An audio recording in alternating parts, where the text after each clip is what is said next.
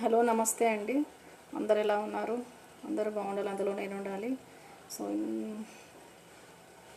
డబ్బు అప్పు అనేది ప్రతి ఒక్క మనిషికి, సగటు మనిషికి, మన మధ్యతరగతి వాళ్ళకు ముఖ్యంగా ఈ చాలి జీతాలతో అవసరమే.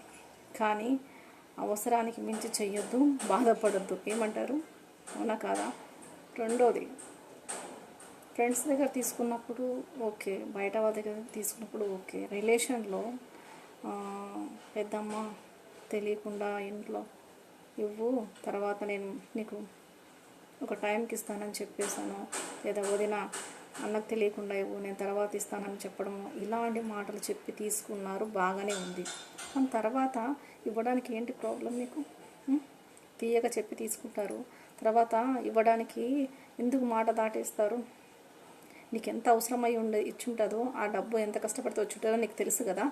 తెలిసినప్పుడు మరి ఆ డబ్బు విలువ తీసుకొని నీ దచ్చాలు నువ్వు అన్నీ చేసుకుంటారు, మీరు బాగానే ఉండారు. అవతల మాత్రం ఇచ్చిన వాళ్ళు మాత్రం సంఘానికి పోవాలి కదా.